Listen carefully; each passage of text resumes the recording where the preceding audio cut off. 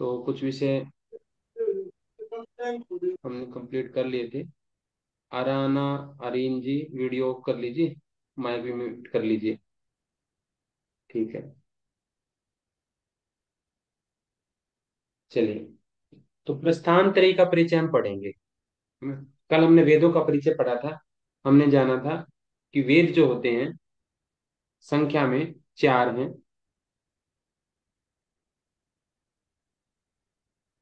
और उनका वेदों का जो शाब्दिक अर्थ होता है वो हमने बताया ज्ञान होता है ना। वेद शब्द का शाब्दिक अर्थ होता है ज्ञान। और वेद की संख्या बताई हमने चार। ऋग वेद, यजुर्वेद, सामवेद और अथर्ववेद। ठीक है। तो ये सबसे छोटा उपनिषद है, सॉरी सबसे छोटा वेद है, छोटा वेद है, लेकिन शाखाओं की दृष्टि से बड़ा है। शाखा ज्यादा है इसमें। और ये सबसे बड़ा उपनिषद है, सबसे बड़ा वेद है, सबसे बड़ा वेद। सबसे ज्यादा मंत्र हैं इसमें। और सबसे पहले आया था, दुनिया की सबसे प्राचीन पुस्तक ये ऋग्वेद है। तो इनका हमने बेसिक सा इंट्रोडक्शन जितना हमारे लिए आवश्यक है उतना हमने कल वाली कक्षा में कर लिया था। अब हम बात करेंगे प्रस्थान त्रय की। प्रस्थान त्रय, प्रस्थान त्रय। त्रय का मतलब होता है तीन, संख्या। और प्रस्थान का मतलब होता है जाना, कहाँ जाना है। अब देखो, आप लोग रिलेट कर पाएंगे कि आज के समय पर आप देखिए सोशल मीडिया पे किसी भी चीज के बारे में कोई कुछ भी राय दे देता है। बहुत समय तक ये प्रचार प्रसार किया गया कि संडे हो या मंडे, संडे मंडे कोई भी हो, अंडे रोज खाओ, रोज खाओ अंडे, एक अंडा खाओ। क्यों प्रचार किया गया? रिसर्च पेपर आ गए कि एक अंडा रोज खाने से डायबिटीज ठीक होती है। ये रिसर्च पेपर आए, रिसर्च पेपर, है ना। रिसर्च में ऐसा प्रमाणित कर दिया गया। पैसा दो कुछ भी प्रमाणित करा लो, रिसर्च तो ऐसी होती है। अब क्या हो गया? संडे हो या मंडे कभी ना खाओ अंडे। वही जर्नल है, वही जर्नल जिस रिसर्च जर्नल में ये पेपर पब्लिश हुआ था, उसी रिसर्च जर्नल में ये भी पेपर पब्लिश हुआ है कि अब कभी मत खाना अंडे। अगर आपने अंडे रोज खाए तो डायबिटीज हो सकता है। डायबिटीज ठीक होता है उसके बारे में वही पेपर, वही रिसर्च जर्नल में पेपर पब्लिश हुआ। और उसी रिसर्च जर्नल में कुछ साल के बाद ये भी पेपर पब्लिश हुआ कि अंडे कभी नहीं खाने चाहिए, डायबिटीज से होती है। तो ये इतने सालों तक इतने लोगों ने इस बात को प्रचारित किया, एक कहावत बन गई, संडे मंडे रोज खाओ अंडे। सबको पता लग गया, बच्चे बच्चे की जुबान पर चला गई बात, है ना। तो ये क्या है? ये बौद्धिक आतंकवाद है, इंटेलेक्चुअल टेररिज्म है। किसी को भी अधिकार नहीं होना चाहिए कि किसी भी हमारी सामान्य बुद्धि में ये बात घुसा दे। हमारी बुद्धि बहुत प्रिजर्व होनी चाहिए। हमारे बड़ों से फिल्टर होकर के ही नॉलेज हमारे तक पहुंचनी चाहिए, नहीं तो डायरेक्ट सबके पास इंफॉर्मेशन चली जाएगी और वो 5-10 साल के बाद वो इंफॉर्मेशन क्या हो जाती है? यूजलेस हो जाती है, कोई मतलब नहीं रहता, है ना। आज कोई बोलते हैं कि दूध नहीं पीना चाहिए, कोई बोलता है दूध पीना चाहिए, कोई बोलते हैं चीनी खानी चाहिए, कोई बोलता है चीनी खानी नहीं चाहिए, कोई बोलता है सुबह आपको ड्राई फ्रूट्स खाने चाहिए, कोई बोलता है रात को ड्राई फ्रूट्स खाने चाहिए। मतलब सोशल मीडिया पे गंद मची पड़ी है। किसी को आयुर्वेद का एबीसीडी नहीं पता, लेकिन सब लोग कभी रिसर्च पेपर दिखा देते हैं, कभी आर्टिकल दिखा देते हैं, है ना। तो क्या होता है इससे? इससे समाज में विकृतियां आ जाती हैं। तो हमारे ऋषियों ने क्या कर रखा था, है ना। इन मामलों में तो उन्होंने बोला नहीं कुछ, लेकिन उन्होंने सब इसलिए धर्म के मामले में, जो आजकल धर्म के मामले में भी कोई भी खड़ा होकर के बोल देता है यूट्यूब पे। लेकिन हमारे ऋषियों ने क्या कर रखा था, एक व्यवस्था बना रखी थी कि भाई 3 किताबें पढ़नी होनी चाहिए तुम्हें। अगर तुम्हें अपने धर्म के बारे में कुछ बोलना है, गीता, उपनिषद, गीता और ब्रह्मसूत्र, ये 3 किताब पढ़ोगे। और हम चेक करेंगे कि तुमने पढ़ा है कि नहीं पढ़ा। हम तुमसे क्वेश्चन पूछेंगे, वेरीफाई करेंगे कि तुमने ठीक से नॉलेज ले ली है कि नहीं ले ली है। तब जाकर के तुम एलिजिबल हो कि अपनी बात तुम समाज में कह सकते हो। नहीं तो 5 लोगों को खड़ा करके, 10 लोगों को बैठा करके तुम्हें प्रवचन देने का कोई अधिकार नहीं है। क्यों? अब क्या तुम क्या पता ऐसी बातें बताए हो, विचारों का हो किसी का भक्ति भाव बहुत श्रद्धावान व्यक्ति हो, और तुम्हारी बातें सुनकर के उसके श्रद्धा नष्ट हो जाए और ये जीवन नष्ट हो जाए उसका, कभी किसी गुरु के प्रति, साधु संत महात्मा के प्रति श्रद्धा जुड़े ही ना कभी उसकी, क्या पता तुम ऐसा कोई कार्यक्रम कर दो, है ना। जो भी बात होनी चाहिए वेदों के अनुसार, उपनिषदों के अनुसार, गीता के अनुसार, ब्रह्म सूत्र के अनुसार होनी चाहिए।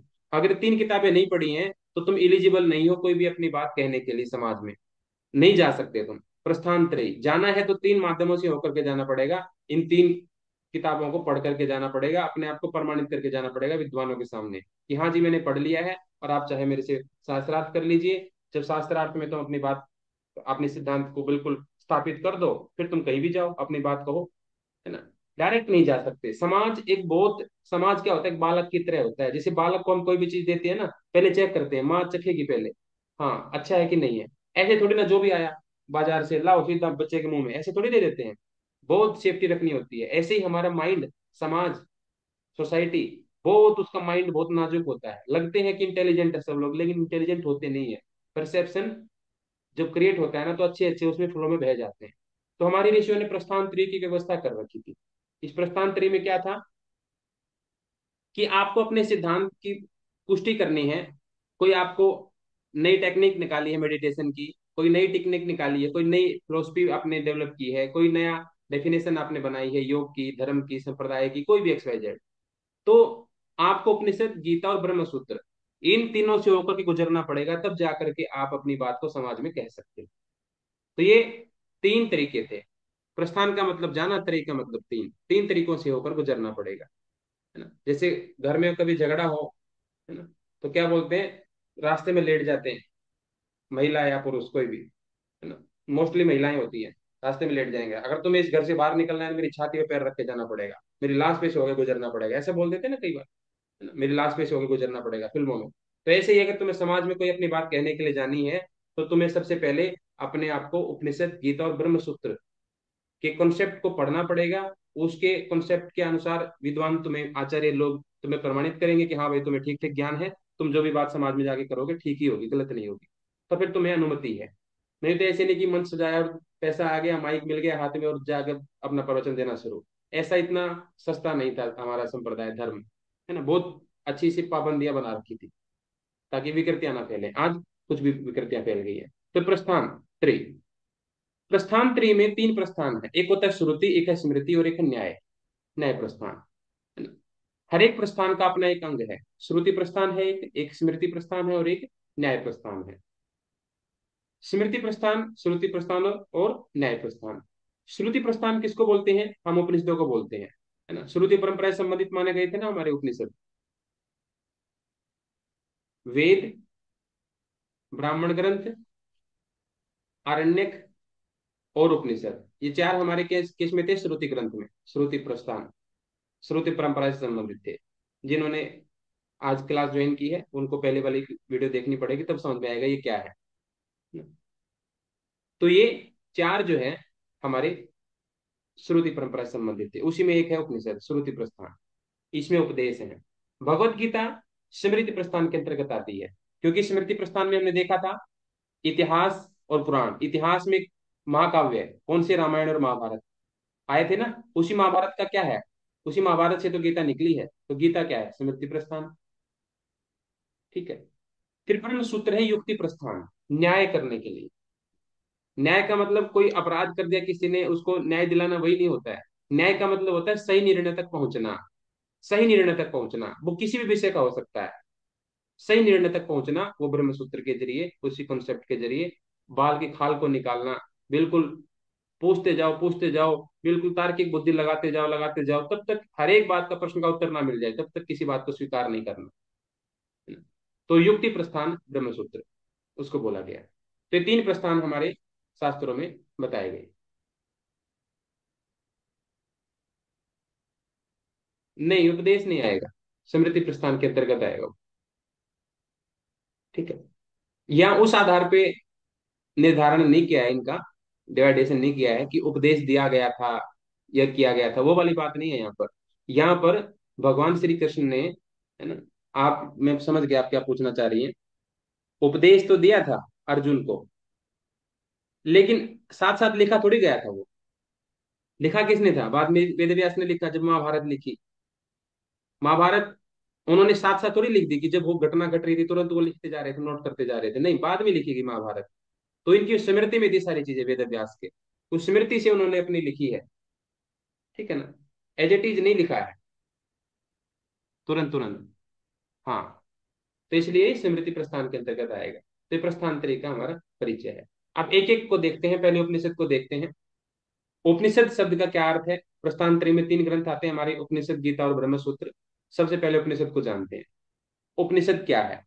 उपनिषद का मतलब होता है समीप उपवेशन, यानी कि समीप में बैठना, नजदीक बैठना, है ना। उपनिषद, सद, उप, नि और शद, उप प्लस नि और प्लस सद, ये से बाद में जाकर के षटकोण वाला से बन जाता है जब संधि होती है तो।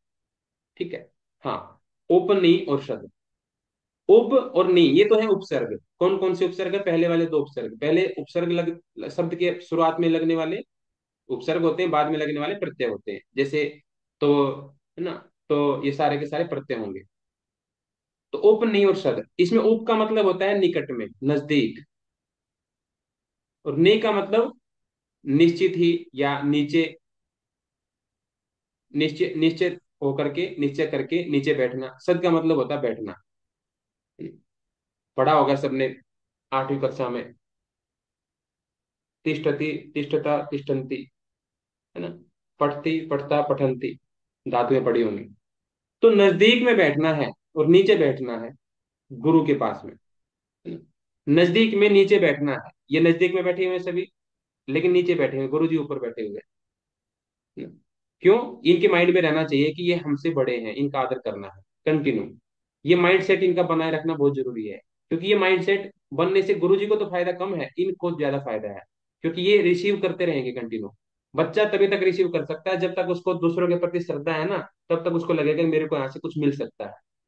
और जैसे ही बच्चा बराबरी करने लगता है, बराबरी की भाषा बोलने लगता है अपने बराबर बड़ों को, बिल्कुल ऐसे लगता है जैसे यार दोस्त हैं, तो उनसे वो सीख नहीं पाता कुछ भी। तभी तक वो सीख पाता है जब तक वो अपने बड़ों के प्रति आश्चर्यजनक रूप से देखता रहता है। आश्चर्य की दृष्टि, श्रद्धा की दृष्टि, आदर की दृष्टि जब तक बड़ों के प्रति रहती है, तब तक उसके सीखने की संभावना बनी ही रहती है। और जिस दिन उसने लग गया कि मैं और ये तो बराबर ही है ना, इसको भी उतना ही पता है, मुझे भी इतना ही पता है, उस दिन सीखना बंद हो जाता है। उससे नुकसान शिष्य का ही होता है, गुरु का कुछ नुकसान नहीं होता। ठीक है। तो उपनी और शब्द, गुरु के नजदीक में बैठना, किसके लिए? ब्रह्म विद्या की प्राप्ति के लिए शिष्य का गुरु के पास में बैठना, ये उपनिषद होता है। हमारी शिक्षा ऐसे ही चली है ना। गुरुकुलों में ऐसी शिक्षा होती थी, क्लासरूम नहीं थे। इसलिए हमारी जो शिक्षा की परंपरा है वो उपनिषद की परंपरा है। हमारे तक जो भी ज्ञान पहुंचा है, ये पतंजलि योग सूत्र हो, चाहे सांख्य दर्शन हो, चाहे वेद हो, चाहे उपनिषद हो, ये क्लास में पढ़ाई नहीं गए हैं कहीं पर भी। ये गुरुकुलों में ऐसे ही गुरु जी हैं, इन्होंने ये अपना साधना करते रहते हैं, तब करते रहते हैं, इनके पास शिष्य आते हैं और अपने शंका का समाधान करते हैं। ऐसे नहीं गांव से उठ के आ गए, ये गुरुकुल के ही विद्यार्थी हैं। इन्होंने सुबह शाम किसी कक्षा में पढ़ा होगा, उस पर फिर बाद में चिंतन मनन किया होगा, जो पहले की परंपरा थी, है ना। 3-4 मित्र इकट्ठे बैठ करके पढ़ते थे और फिर एक दूसरे से क्वेश्चन पूछते थे। उनमें से जब एक कोई कंसेप्ट उलझ जाता था, तो उस कंसेप्ट को लेकर के फिर वो गुरुजी के पास जाते थे, और फिर गुरुजी उसका समाधान करते थे और एक उपनिषद बन जाता था। तो ये उपनिषद की परंपरा है, हमारी प्राचीन शिक्षा पद्धति हमारी उपनिषद पद्धति है। तो ये उपनिषद शब्द का अर्थ होता है। राधा कृष्ण, डॉक्टर सर्वपल्ली राधाकृष्ण ने इसका क्या अर्थ किया है उपनिषद का? ब्रह्म विद्या की प्राप्ति के लिए शिष्य का गुरु के पास में बैठना, एग्जाम में आया था। ये भी एग्जाम में आया था, ऊपर में उपसर्ग है और सब धातु है, ये भी एग्जाम में आ चुका है। अब इस सब धातु के 3 अर्थ हो जाते हैं। एक है विसरण, एक है गति, एक है अवसाधन। जब इसका विसरण अर्थ होता है इस सब धातु का, तो उपनिषद शब्द का भी एक अलग अर्थ बन जाता है। जब गति होती है तो अलग अर्थ बनता है। जब इस सब धातु को हम अवसाधन के अर्थ में लेते हैं तो एक अलग अर्थ बनता है। सद धातु को जब हम विसरण के अर्थ में लेते हैं तो क्या होता है? गुरु के पास में बैठना, अपने अज्ञानता का नाश करने के लिए। गुरु के पास नजदीक में बैठना, नीचे बैठना, अपनी अज्ञानता का नाश करने के लिए। जब सद धातु का हम अर्थ लेते हैं गति का, तो क्या अर्थ बनेगा इसका? नजदीक में, गुरु के नजदीक में, नीचे, ज्ञान की प्राप्ति के लिए बैठना। और अवसाधन का जब अर्थ लगाएंगे तो क्या बनेगा? कि गुरु के पास में नीचे, अपने दुखों का नाश करने के लिए बैठना। ठीक है। तो ये अलग अलग अर्थ उसके बनेंगे, विसरण, गति और अवसादन। ये सब धातु के तीन अर्थ हैं। जैसे योग, युज धातु, जिससे योग शब्द बना है, उसके भी तीन अर्थ थे ना। क्या क्या था? युद्ध समाधो, युद्ध संयमने,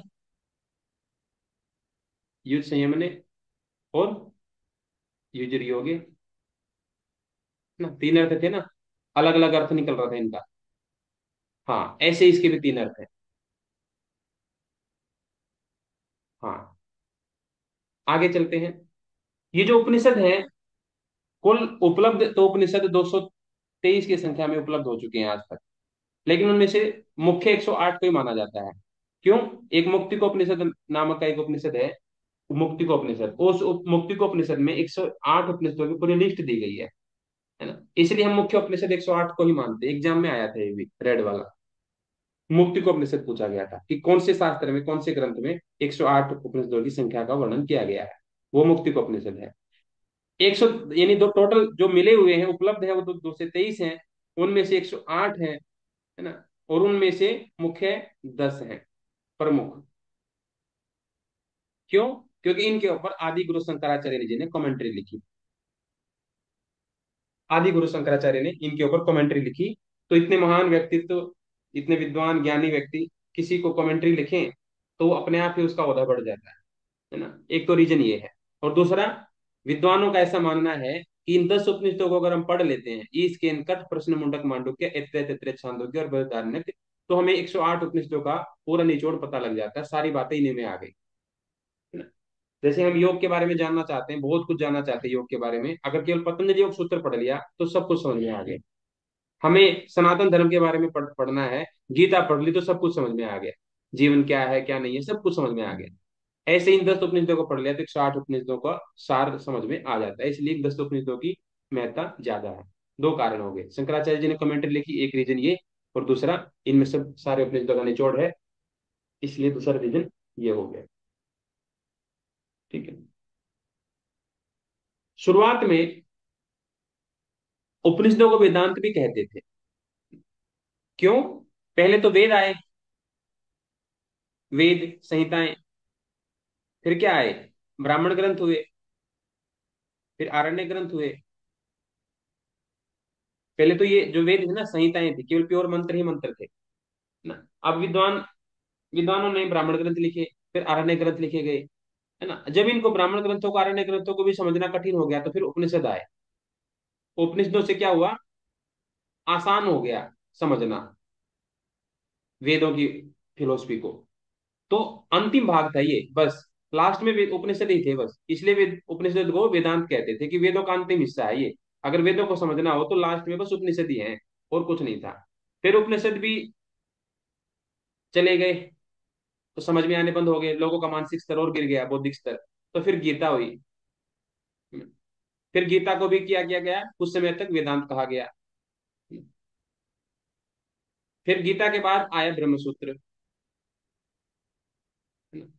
फिर सारे सिद्धांतों को इसने, ब्रह्मसूत्र ने समझा दिया अच्छी तरीके से। तो अब वेदांत इसको बोला जाता है, ब्रह्मसूत्र को। इसलिए वेदांत दर्शन जब कहते हैं, तो वेदांत दर्शन क्या है? वो ब्रह्मसूत्र के आधार पर है। उसी वेदांत दर्शन में क्या है? उपनिषद की फिलोसफी भी है, वेदों की फिलोसफी भी है। सब कुछ इसी में समाया हुआ है, तो वेदांत दर्शन। तो इसलिए उपनिषदों को भी वेदांत कहा जाता था। अगर ऑप्शन में आ जाए कि निम्नलिखित में से किन ग्रंथों को वेदांत की संज्ञा से नवाजा जाता है, या वेदांत की संज्ञा दी जाती है, और उसमें दो उत्तर लगाने हों, है ना, दो उत्तर लगाने होंगे, तो उपनिषद भी आएगा और आपका ब्रह्मसूत्र भी आ जाएगा। ठीक है। और अगर तीन उत्तर लगाने हो और ऑप्शन में गीता भी हो, तो गीता भी आ जाएगी फिर। ठीक है। और इस तरह के ऑप्शन में नहीं है, तो केवल ब्रह्मसूत्र ही आएगा फिर। क्योंकि लेटेस्ट में, आज वर्तमान समय में, वेदांत के नाम से केवल ब्रह्मसूत्र ही जाना जाता है, वेदांत दर्शन के नाम से यही जाना जाता है। ठीक है। अगर आप वेदों की फिलोसफी को समझना हो, तो ब्रह्मसूत्र को समझना जरूरी है। तो ये इस तरीके से होता है। अब वेद और उपनिषदों का आपस में संबंध देखते हैं। ये जो वेद हैं, जैसे कि मैंने बताया, सारी बात वेद को ही समझाने के लिए है ना। वेद को समझाने के लिए है। जैसे एक कोई बात मुझे समझानी है, मान लो अक्षय को मुझे एक बात समझानी है, इसको मेरी बात समझ में नहीं आती, मैंने भेजा है सौरभ को, सौरभ ने ट्राई किया वही बात समझाने के लिए, है ना। फिर सौरभ मेरे पास आया, बोला सर ये तो मेरी भी मान नहीं रहा, इसको समझ में आ नहीं रही। फिर मैंने भेजा किसी दूसरे लड़के को, फिर मैंने भेजा तीसरे को, फिर किसी ने भेजा चौथे को, है ना। तो इसकी बात अक्षय को समझ में आ गई। तो हम बार बार, मैं क्या करूंगा, अब मैं सौरभ को नहीं भेजूंगा दोबारा, फिर फ्यूचर में कभी मुझे कुछ कहना होगा अक्षय को, मैं बार बार इसी को बोलूंगा कि भाई इसी की बात समझ में आती है इसको, है ना, इसी को भेजो बार बार। ठीक है।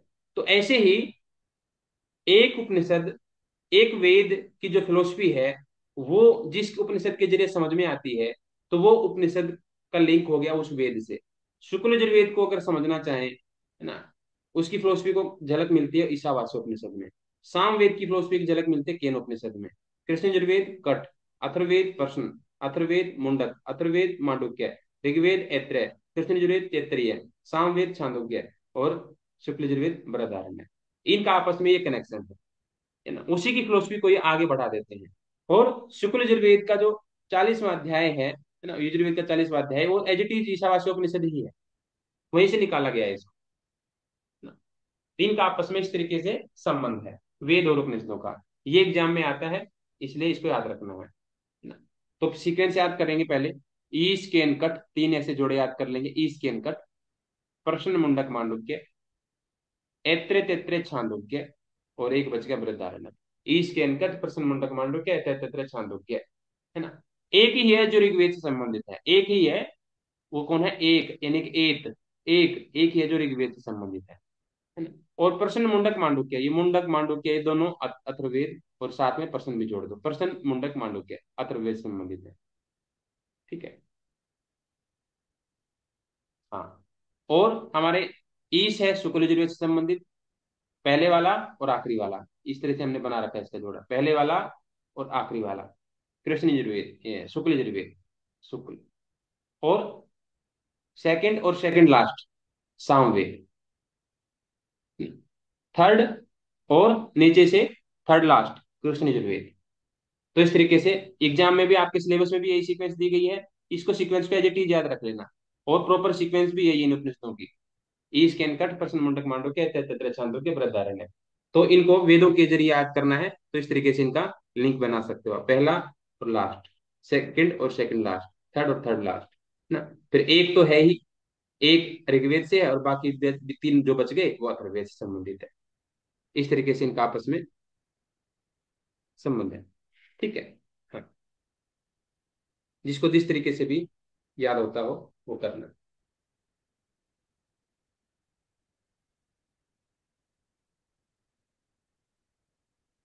अच्छा, मुझे ये बताइए रीना जी, सबसे छोटा उपनिषद कौन सा है? सभी लोग बताएंगे, हम पढ़ चुके हैं ना इसको। सबसे छोटा उपनिषद कौन सा है? सबसे छोटा, सबसे छोटा।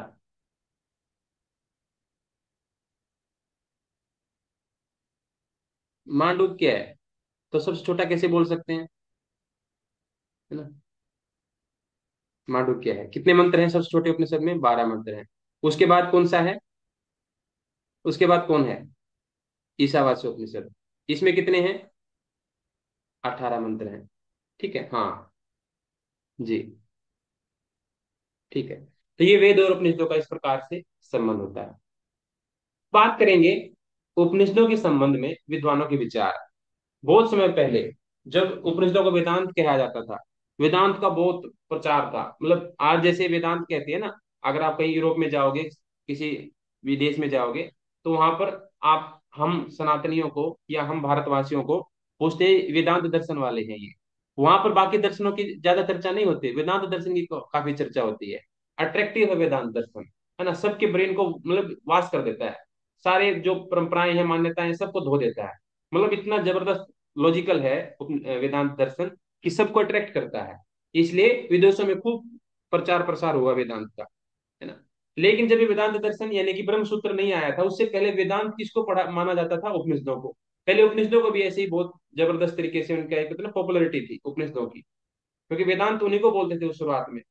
तो उपनिषदों की इतनी पॉपुलरिटी थी कि अलग अलग भाषाओं में दुनिया की इनका अनुवाद किया जाता था। फिर उसके बाद गीता आ गई, गीता पॉपुलर हो गई, तो गीता का अनुवाद बहुत ज्यादा हुआ। फिर उसके बाद में पॉपुलर हुआ हमारा ब्रह्मसूत्र, वेदांत दर्शन जिसको आजकल बोलते हैं, तो उसका बहुत ज्यादा भाषाओं में ट्रांसलेशन हुआ। तो उपनिषद, जब उपनिषदों का टाइम था, उपनिषदों की पॉपुलैरिटी पीक पर थी, तो उस समय के विद्वानों ने उपनिषदों के बारे में क्या क्या कहा था। जैसे स्वामी विवेकानंद ने कहा कि मैं उपनिषदों को पढ़ता हूं तो मेरे आंसू बहने लगते हैं। आज भी ऐसे ही लोग मानते हैं, उपनिषद को पढ़ते हैं कि इसमें इतना ज्ञान है, इतना ज्ञान है उपनिषदों में। स्वामी विवेकानंद का पूरा वाक्य बताता हूँ। उन्होंने कहा था कि मैं उपनिषदों को पढ़ता हूँ तो मेरे आंसू बहने लगते हैं। और ये जो भारत का ज्ञान है, ये उपनिषदों का ज्ञान, एक दिन पूरी दुनिया में सूर्य की तरह प्रकाश करेगा।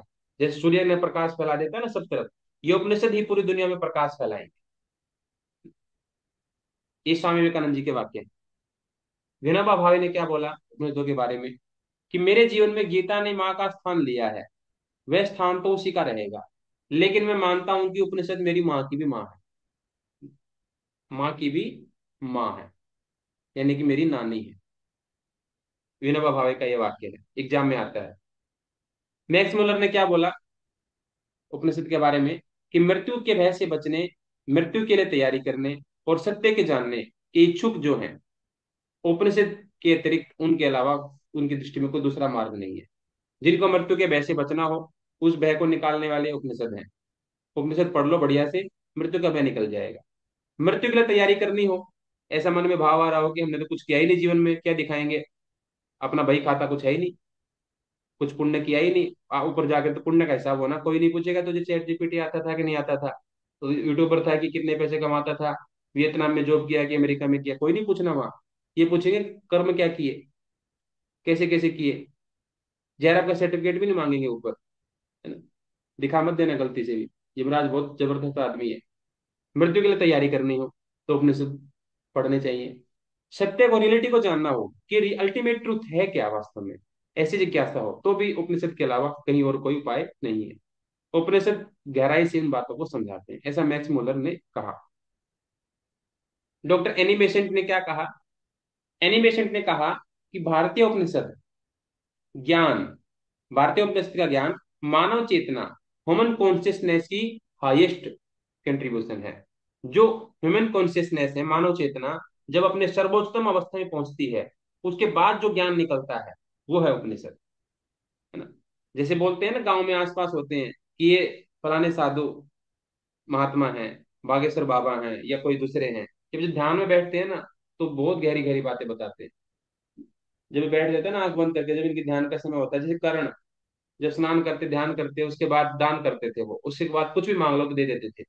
ऐसे ऐसे हमारे इतिहास में ऐसे ऐसे रहे हैं लोग, है ना। कुछ भी मांग लो तो दे देंगे, है ना। एक उन्होंने एक समय निर्धारित कर रखा है, इस समय पर पूजा करने के बाद इसमें दान देना है, दान में कोई भी जो मांग लेगा उसी को दे देंगे, वही चीज दे देंगे। तो मानव चेतना जो उच्चतम स्तर पर पहुंच जाए, उसके बाद जो निकलता है हमारी बुद्धि से, है ना, या हमारे अंतर चेतना से, आत्मा से, जो भी, तो वो उपनिषद जैसा ज्ञान ही निकल सकता है। एनी बेसेंट का ऐसा कहना था।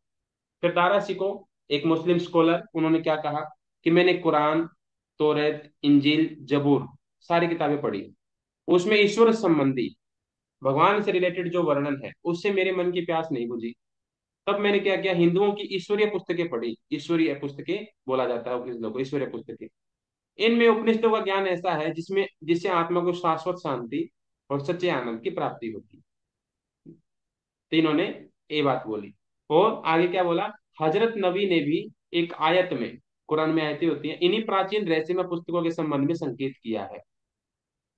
दारा सिकों का ऐसा मानना था कि आयत में भी, किसी न किसी आयत में, कुरान की आयतों में भी ऐसा कोई जिक्र है कि कोई रहस्यमय पुस्तकें हैं जिनको पढ़ना चाहिए, है ना। तो ऐसी बात कहने वाला दारा सिको। ये उपनिषद के संबंध में विद्वानों के विचार थे। आगे बात करते हैं भगवत गीता की। भगवत गीता, श्रीमद् भगवत गीता। गीता का सामान्य जो अर्थ होता है ना, वो होता है गाना। गीता का मतलब होता है गाना। तो ये जो गीता है ना, ये श्रीमद् भगवत गीता है। गीता तो बहुत सारी है जिसको गाया जा सके। गीता तो बहुत सारी है, पाराशर गीता है, अणु गीता है, अध्यात्म गीता, यथार्थ गीता, और बहुत सारी गीता है बहुत सारी गीता है। लेकिन ये जो गीता है, भगवान श्री कृष्ण ने जिसको अर्जुन को उपदेश दिया था, उसका नाम है श्रीमद् भगवत गीता। उसका पूरा नाम क्या है? श्रीमद् भगवत गीता। लेकिन गीता के नाम से यही पॉपुलर हो गई। गीता तो बहुत सारी है, लेकिन गीता का नाम इसी के साथ जुड़ गया। इसलिए इसको केवल गीता बोलते हैं ना, तो सीधा यही ध्यान आता है। वास्तव में गीता तो बहुत सारी है ना। तो गीता का सामान्य अर्थ ये होता है, भगवत गीता के जो रचयिता हैं वो श्री कृष्ण देव पायन व्यास जी हैं, इन्होंने इसको लिखा था। प्रणेता रचयिता है। कुल अध्याय की बात करें तो 18 इसमें अध्याय हैं, 700 इसमें पूरे श्लोक हैं। और महाभारत का ये हिस्सा है, महाभारत के युद्ध के दौरान ही ये लिखी गई थी, ये उपदेश दिया गया था। तो महाभारत के 20वां पर्व जो है, छठवां पर्व होता है 20वां पर्व, उसके जो 25 से 42 अध्याय हैं, उसी के बीच में इसका वर्णन है गीता का, है ना। ये महाभारत से ही निकली है गीता। महाभारत में ही 20वें पर्व के 25 से 42 अध्याय को अलग निकाल दिया, एक अलग किताब बन गई, उसका नाम है श्रीमद् भगवत गीता, है ना। अलग से नहीं लिखी थी, ये एक ही साथ लिखा गया है सारा। महाभारत लिखी थी, महाभारत में से एक अलग किताब निकाल के अलग बन गई, उसका नाम गीता बन गया। और गीता का उपदेश जब भगवान श्री कृष्ण दे रहे थे, तो उस समय उनकी 89 वर्ष 2 महीने और 7 दिन की आयु थी, और इसके 35 वर्ष के बाद उनकी मृत्यु भी हो गई थी। और ये ज्ञान देने के समय, है ना, ये ज्ञान देने का जो समय था वो 2 मुहूर्त लगा था उनको, लगभग 1.5 घंटे का समय लगा था शास्त्र के अनुसार, जिसमें उन्होंने पूरा गीता का ज्ञान अर्जुन को दे दिया था। ठीक है। कुछ विद्वान ऐसा ही मानते हैं कि शुरुआत में इसमें 70 ही श्लोक थे, बाद में बढ़ते बढ़ते बढ़ते बढ़ते 700 बन गए ना, कुछ ऐसा भी विद्वान मानते हैं। लेकिन आज हमारे सामने 700 श्लोक है, तो 700 ही हमें संख्या लिखनी है। ठीक है, श्रीमद् भगवद गीता। और जब भगवान श्री कृष्ण अर्जुन को गीता का उपदेश दे रहे थे, है ना, तो किसने सुना था? अर्जुन ने तो सुना ही था, जाहिर सी बात है। हनुमान जी, वेद व्यास, संजय और बर्बरी, 5 लोगों ने ये गीता का उपदेश सुना था। संजय ने भी सुना था, दिव्य चक्षु थे उसके पास, दिव्य श्रोत्र थे। बर्बरीक ने सुना था, वहीं बैठा हुआ था कुरुक्षेत्र के मैदान के ऊपरी टीले पर, है ना, उसका धड़ बैठा हुआ था, टिका रखा था वहां। उसकी इच्छा जताई थी उसने कि मुझे युद्ध देखना है, तो इसको बैठा रखा था वहां। वेद व्यास भगवान, हनुमान जी जो रथ के ऊपर ही विराजमान थे, वो अर्जुन, इन 5 लोगों ने गीता का उपदेश सुना था। बात करेंगे अब ब्रह्म सूत्र की।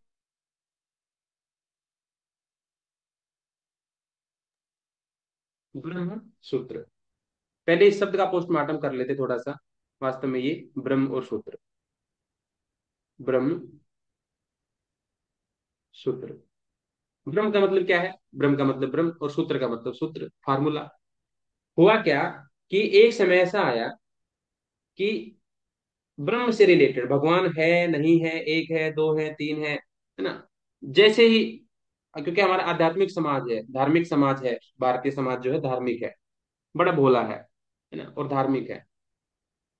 तो उसमें ये एक कंफ्यूजन पैदा हो गया, कंट्रोवर्सी पैदा हो गई, या की गई विद्वानों के द्वारा, तथाकथित विद्वानों के द्वारा पैदा की गई। भगवान एक है, दो है, कोई अपने आप को भगवान मान के बैठ गया, हिरण्यकश्यप की तरह से अपने आप को भगवान घोषित कर दिया प्रहलाद के पिताजी ने, हिरण्यकश्यप ने, कि मैं ही भगवान हूँ, यहाँ कोई दूसरा भगवान नहीं है ना। जब भी पूजा होगी तो सबसे पहले मेरा नाम लिया जाएगा, ये होगा तो मेरा नाम लिया जाएगा, जय बोलनी हो तो मेरी ही जय बोलनी है। कुछ ऐसी विकृतियां फैल गई, है ना, जिसकी लाठी उसकी भैंस, ऐसा वाला काम हो गया। अपने आप को ही लोगों ने भगवान समझना शुरू कर दिया, कि आपने अपने नए भगवान बना लिए। तो ऐसा विकृति फैल गई कि लोगों की श्रद्धा, किसको पूजना है, किसको पूजा नहीं करनी है, क्या करना क्या नहीं करना, मतलब बहुत भ्रम फैल गया। तो बाद में महर्षि बादरायण व्यास ने, कि ब्रह्म एक है, दो है, तीन है, चार है, बहुत सारी कंट्रोवर्सी थी ना, उन सब का सोल्यूशन करने के लिए ब्रह्म सूत्र नामक ग्रंथ लिखा था, कि ब्रह्म है क्या वास्तव में, वो भगवान है क्या, एक है, दो है, तीन है, चार है, जो भी है, उसको क्लेरिफाई करने के लिए, क्लियर करने के लिए कॉन्सेप्ट को, उन्होंने ब्रह्म सूत्र ग्रंथ लिखा था। इसमें ब्रह्म के बारे में चर्चा की गई थी, कि ब्रह्म एक है ना, या दो है, सारी बात बता दी इन्होंने, और सूत्र में बताई पॉइंट टू पॉइंट फार्मूले। तो उस ग्रंथ का नाम ब्रह्म सूत्र बना, महर्षि बादरायण व्यास ने इसको लिखा था, सूत्र में रूप में लिखा। वो अलग बात है कि इसको पढ़ने के बाद और कंफ्यूजन हो गया कुछ लोगों में, कि इन्होंने, व्याकरण व्यास ने बोला है कि ब्रह्म एक ही है, किसी ने बोला ब्रह्म दो है, किसी ने बोला एक भी है और दो भी है, किसी ने बोला ना एक है ना दो है ना, किसी ने बोला एक है लेकिन वो शिव तो सबने इसी को पढ़ करके भी अपने अपने नए संप्रदाय बना लिए, है ना। जिस समस्या के समाधान के लिए ब्रह्मसूत्र लिखा गया उसके बाद और संप्रदाय बन गए। हालांकि उसमें इतनी गड़बड़ियां नहीं थी, पहले गड़बड़ियां बहुत ज्यादा थी। तो ये ब्रह्मसूत्र इस तरीके से इसका निर्माण हुआ। वास्तव में वेद आदि में विधि पूर्वक अध्ययन, मनन और उपासना आदि से जो तत्व जाना जाता है और उस तत्व का जहां पर निरूपण किया जाता है उसको वेदांत कहा जाता है। कि वेदों को हमने ढंग से पढ़ा, उनका मनन किया, उनकी उपासना की, साधना की, और उसके बाद जो हमें तत्व मिला वो क्या है, वेदों का अंतिम भाग है, निचोड़ है ना। मैंने आपको 10 बातें कही, 10 बातें कहने के बाद आपको जो मैंने बोला कि आपको समझ में क्या आया, मैंने आपको दुनिया के बारे में 10 बातें बताई। ये दुनिया ऐसी है, दुनिया वैसी है, वैसी है, वैसी है, ऐसी 10 बातें मैंने बताई, और आपसे मैंने पूछा कि अब बताइए क्या समझ में आया। आप क्या बोलोगे, सर जबरदस्त माया का जाल है। एक शब्द समझ में आया, और ये ऐसा शब्द मैंने यूज ही नहीं किया था, मान लो माया जाल मैंने शब्द यूज ही नहीं किया था, लेकिन आपने अपने अंडरस्टैंडिंग से पूरा निचोड़ निकाला। तो ऐसे ही वेदों को पढ़ते हैं, मनन करते हैं, उपासना करते हैं, उसके बाद जो हमें कंक्लूजन मिलता है, जो हमें बात समझ में आती है ना, जिसका निरूपण करते हैं वो वेदांत कहा जाता है उसको, है ना। ये वेदों का अंतिम भाग। तो ब्रह्म सूत्र वेदों का अंतिम भाग है। ब्रह्म संबंधी विचारों में जो विरोधाभास था उसमें समन्वय स्थापित करने के लिए वादरायण व्यास ने ब्रह्म सूत्र की रचना की। इसका आधार ब्रह्म सूत्र है। इस वेदांत सूत्र को, इसे वेदांत सूत्र भी कहते हैं, शारीरिक सूत्र भी कहते हैं, शारीरिक मीमांसा और उत्तरी मीमांसा भी इसको कहते हैं। एग्जाम में आ चुका है ये। इसका नाम क्या क्या है, ब्रह्म सूत्र को वेदांत सूत्र भी कह देते हैं, शारीरिक सूत्र भी कह देते हैं, शारीरिक मीमांसा भी कहते हैं, और उत्तर मीमांसा भी इसको कह देते हैं। ठीक है। इसमें जो उपनिषद के सिद्धांत हैं उनको बहुत संक्षेप में, वेदों के सिद्धांतों को बहुत संक्षेप में सूत्र के रूप में संकलित किया गया है, कंपाइल किया गया है। तो इस तरीके से हमारा ये प्रश्नांतरी पूरा होता है। इसमें से किसी को कोई शंका हो तो आप लोग पूछ सकते हैं।